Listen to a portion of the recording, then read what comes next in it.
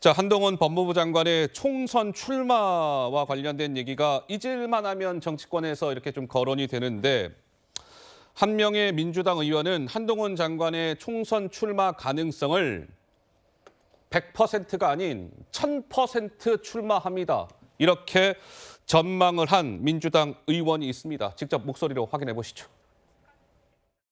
한동훈 장관 있잖아요. 네. 출마할 것 같죠? 저는 처음에 네. 딱 나왔을 때 딱 보고 나간다라고 제가 말씀드리지 않았나요? 한 장관 나가실 거다. 무조건 나온다. 지금은 뭐 100 곱하기 10, 한 1000% 나간다. 상식적으로 생각해 보면 가을의 지지율 보고 그 특단의 대책이 필요하다. 그러면 누구라도 소환할 수 있겠죠. 근데 문제는 소환을 했을 때 저분이 도움이 되냐 안 되냐에 대한 판단이 또 있을 거고. 개인적으로는 어떻게 보세요? 이분의 출마가 국민의힘 의원이시니까. 저는 만약에 나오시면 여쭙습니다.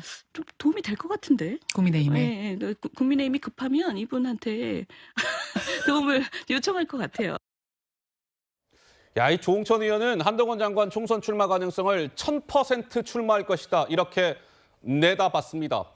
혹시 네 분 중에 조홍천 의원의 저 주장에 대해서 동의가 되시거나 아니면 조홍천 의원의 저 주장은 틀렸습니다라고 혹시 하실 말씀이 있으신 분 말씀하십시오. 어떤 분이 말씀을 주시겠습니까?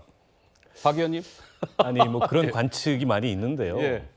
이걸 이렇게 자꾸 얘기하는 게 무슨 의미가 있나 싶습니다. 아하.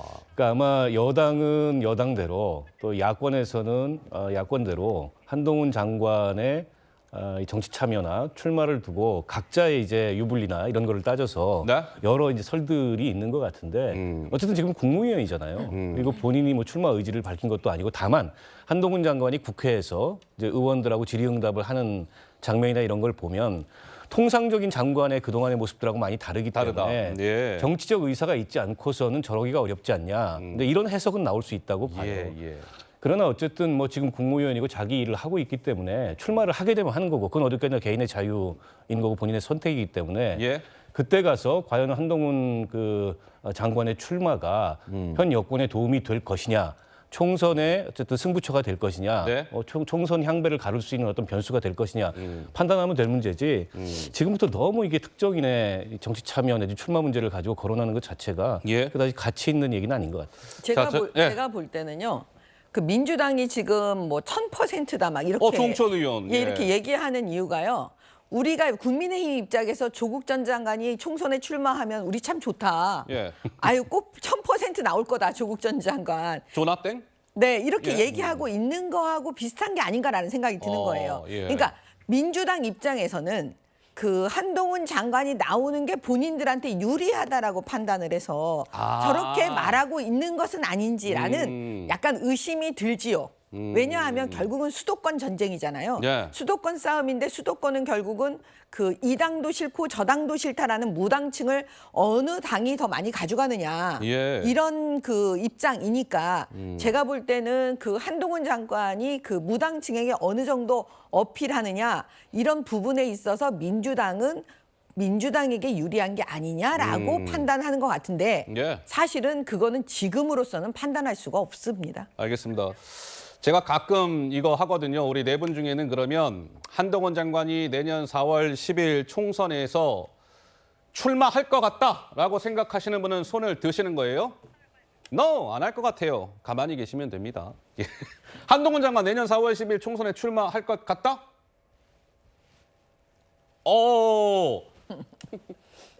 우리 김유정 의원님만 출마할 것 같다? 나머지 세 분은 no, 아니에요. 이런 의견입니다. 지난번에 예. 국민의힘 전당대회 때 나경원 의원이 출마할 건가 말 건가 저희 했거든요. 했었죠? 근데 결과는 제가 맞췄는데 별로 오는 건 없더라고요. 아하.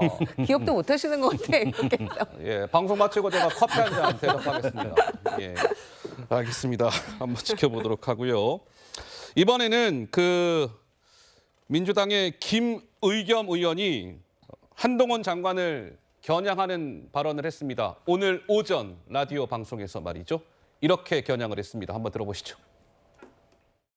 이재명 대표가 불체포 특권 포기를 선언한 거는 어떻게 평가하세요? 대단히 거친 비유이지만 깡패로부터 협박을 받고 있어요. 검찰이라고 하는 깡패로부터 계속 협박을 받고 있는데 그냥 이재명 대표가 유통을 벗어 던지면서 내 배 째라 이런 심정인 것 같아요. 이제 그동안 많이 그만해라. 했다. 진짜 많이 묵었다 아이가 뭐 이거죠. 그러면 검찰이 추가 구속 영장을 또 청구를 할 수 있을 것인가? 못할 거라고 저는 못 칠 거다. 워낙 윤석열, 한동훈 검찰이 정상적인 상식적인 수사 궤도에서 벗어난 일을 너무 많이 해서 또 무슨 일을 할 수 있지는 제가 장담할 수 없습니다만은.